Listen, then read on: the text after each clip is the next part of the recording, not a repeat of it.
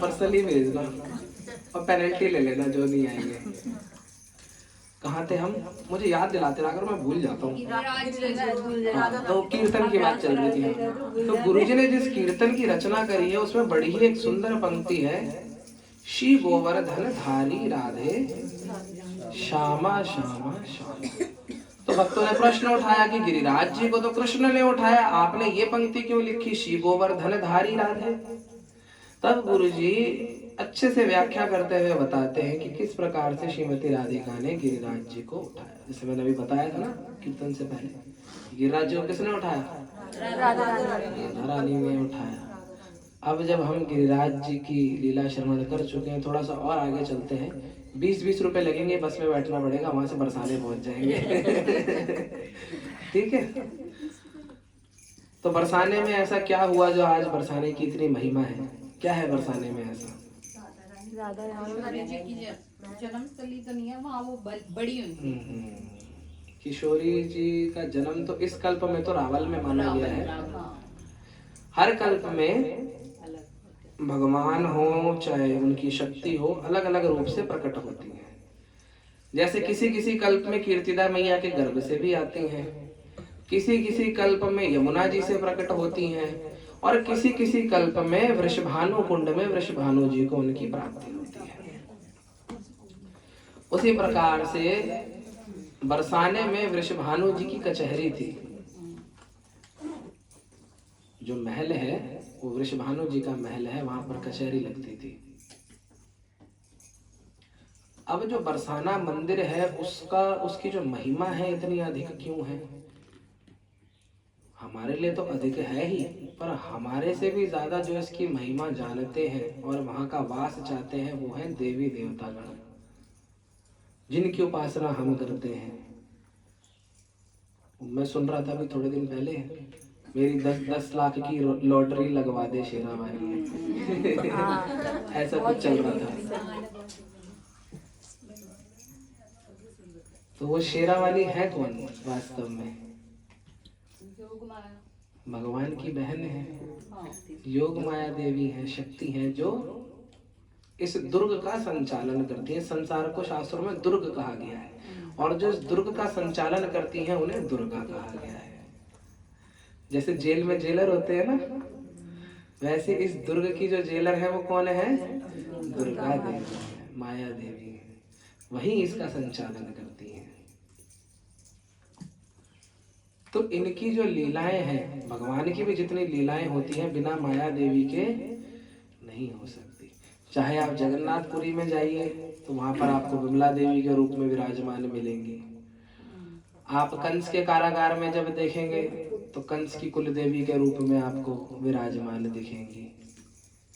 उसके बाद गोपियों ने भी देवी की उपासना करी, कात्यायनी महामाये सर्व सौभाग्यवर्धिनी, कात्यायनी देवी की पूजा करी। लेकिन इसमें मूल क्या है? क्या शास्त्र हमें ये बता रहे हैं कि हमें देवी पूजा करनी चाहिए? हाँ, अगर बाहर से देखेंगे तो हमें यही दिखेगा, क्योंकि राम जी ने भी सेतु बंधन करने से पहले क्या किया? रामेश्वरम में शिवलिंग की स्थापना करी, शिव पूजा करी। तो यदि हम ऊपर से देखें और अगर हमारा प्रवेश ना हो तो हमें यही दिखेगा कि हमें देवी देवताओं की उपासना करनी चाहिए। पर यदि शास्त्रों में किंचित मात्र भी प्रवेश हो जाए तो पता चलेगा कि हम तो केवल देवी देवताओं को देख रहे हैं कि वो क्या कर रहे हैं, पर वो क्या उपदेश दे रहे हैं उसको समझना ज्यादा इंपॉर्टेंट है। यदि हम देखें कि भगवान कृष्ण, एक व्यक्ति मेरे से कहता, अरे तुम्हारे भगवान तो रासलीला करते हैं, अगर हम भी करें तो क्या दोष है? गोवर्धन भी उठाए। मैंने कहा महादेव ने तो हलाहल विष भी पी लिया था, तुम भी एक आध फिनाइल की बोतल पियो। और मैंने कहा भगवान ने तो गिरिराज जी भी धारण किए थे। हम ट्रेन में जा रहे थे, ट्रेन में चल रहे, मैंने कहा तुम ट्रेन का एक डब्बा ही उठा लो, गिरिराज जी तो दूर की बात है। तो हम सोचे कि भगवान ने जो कार्य किए हैं हम वो सब कर लें तो वो मुमकिन नहीं है, क्योंकि भगवान जो कार्य करते हैं भक्तों को आनंद प्रदान करने के लिए करते हैं, और हम कार्य करते हैं किस लिए करते हैं? अपनी खुद के आनंद के लिए करते हैं। भगवान यदि रास लीला कर रहे हैं तो इसमें भगवान की इच्छा है, इसमें गोपियों की इच्छा है कि भगवान हमारे साथ आके नृत्य करें। भगवान यदि माखन चोरी कर रहे हैं तो किस लिए कर रहे हैं? भगवान के घर में 9 लाख गैया हैं। अब जिसके घर में 9 लाख गैया हो वो किसी के घर में जाकर मक्खन चुराएगा? नहीं। पर भगवान क्यों चुरा रहे हैं मक्खन?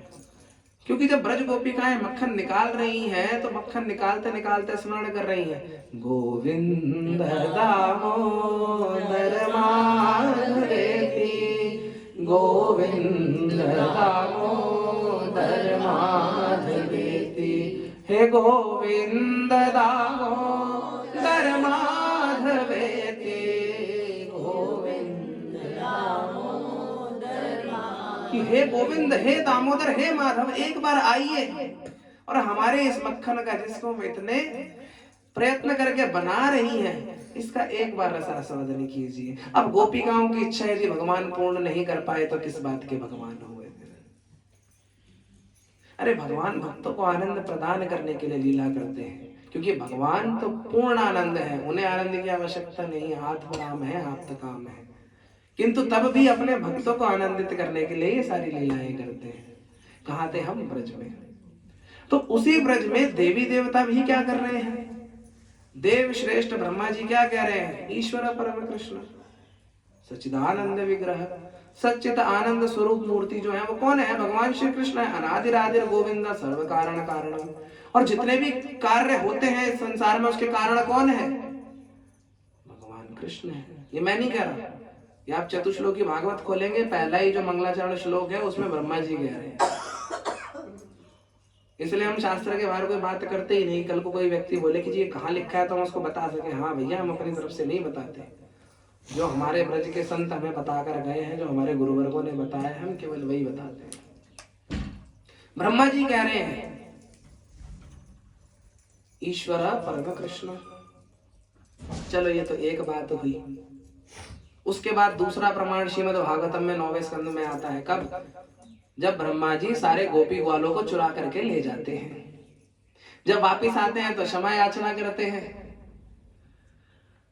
अब क्षमा याचना करते हैं तो स्तुति भी करते हैं, और स्तुति करते हुए कहते हैं हे नारायण। तो भगवान कृष्ण कहते हैं नारायण तो तुम्हारे पिता का नाम है, मैं तो कृष्ण हूं। अब ऐसा क्यों कह रहे हैं?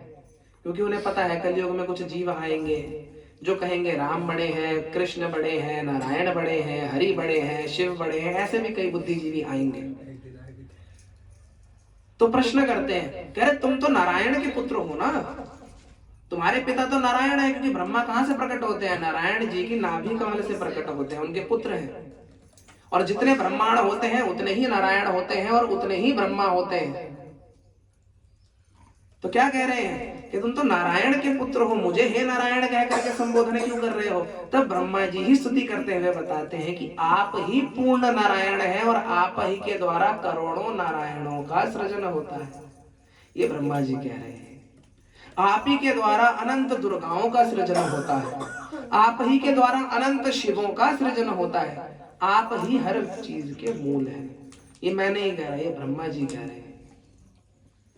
अब जब वही ब्रह्मा जी बरसाने में आते हैं, वही शिव जी जब बरसाने में आते हैं, तब प्रार्थना करते हैं निज निकट निवासम देहि गोवर्धनत्व, कि इस गिरिराज जी की तलहटी के निकट हमें निवास मिल जाए।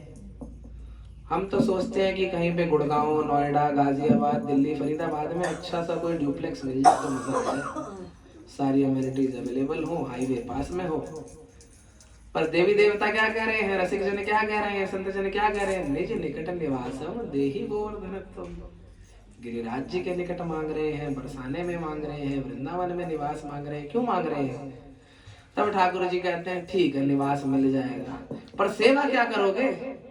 तब कहते हैं कि जब ब्रज गोपिकाएं जल भरकर आएंगी और जब उनके पैर गीले होंगे तो मुझे एक शिला बना दीजिए जिस पर वो अपने पैरों को साफ करती हुई जाए। ये ब्रह्मा जी कह रहे हैं कि आप मुझे एक शिला बना दीजिए कुंड के निकट की ब्रज गोपिकाएं अपनी चरण रेणु मेरे मस्तक पर छोड़ करके जाएं। इतनी श्रेष्ठता है ब्रज की गोपियों की। कि ब्रह्मा जी भी क्या कह रहे हैं? भगवान कहते हैं तथास्तु। अब आज भी वो ब्रह्मा जी ब्रज में विराजमान है, बरसाने में ही विराजमान है। दर्शन किए किसी ने ब्रह्मा जी के बरसाने में? नहीं करे? करे होंगे पर पता नहीं होगा। हाँ, नहीं करे होंगे, जब वो साखरी खोर से उधर जाते हैं वही कह रहे हैं। जिस पर्वत के ऊपर श्रीमती राधा रानी का महल बना हुआ है बरसाने में, वो पर्वत ही साक्षात ब्रह्मा जी। वो जाते थे वहाँ से साखरी जाते थे कृष्ण को, जिस पे राधा रानी का महल बना हुआ है, ब्रह्मांड पर्वत। अब वहां पर दो पर्वत हैं, एक को बोलते हैं ब्रह्म पर्वत और एक को बोलते हैं शिवगिरी पर्वत। और उन दोनों पर्वतों के बीच में से जो पतला सा रास्ता निकल रहा है उसको बोलते हैं सांकरी खोर। प्रेम गली अति सांकरी वामे दो न समाए, वहां पे केवल मैं और मेरे ठाकुर। तो वो सांकरी गली है कहाँ? वो है बरसाने में, उन दोनों पर्वतों के बीच में, ब्रह्मा जी के और शिव जी के बीच में जो पतला सा रास्ता निकलता है उसी को। और फिर एक वो घर सा बना आ जाते हैं वहां से जब हम निकलते हैं। साकरी खोर जो पतली सी वो है जिसमें बड़ा मुश्किल है निकलना, क्योंकि वो निकलने के लिए है नहीं ना, वो फंसने के लिए है। वो स्पेशली बनाया है फंसने के लिए। वहाँ पे मान लीला भी हुई थी ना उनकी, गोपियों चलो और ठीक है, रसदारों अब थोड़ा सा ध्यान इधर, नहीं तो फिर भटक जाएंगे। अब उस बरसाने में साक्षात ब्रह्मा जी भी क्या प्रार्थना कर रहे हैं कि मुझे निवास मिले। साक्षात महादेव भी क्या कह रहे हैं कि मुझे बरसाने में निवास मिले। तो इस बरसाने की इतनी क्या श्रेष्ठता है कि हर व्यक्ति बरसाना आना चाहता है। व्यक्ति की तो छोड़ो, देवी देवता भी आना चाहते हैं, साक्षात ठाकुर जी भी बरसाना आना चाहते हैं। ऐसा बरसाने में है क्या कि वृंदावन से भी ज्यादा कामना बरसाना आने की है लोगों की। कुछ जल रहा है क्या? जल्दी कुछ है कर रहे हैं, लग गया कुछ लग गया। कोई नहीं, हल्का सा इलायची पाउडर डालो, ठीक हो जाएगा, बैलेंस हो जाएगा। कहाँ थे हम? बरसाना।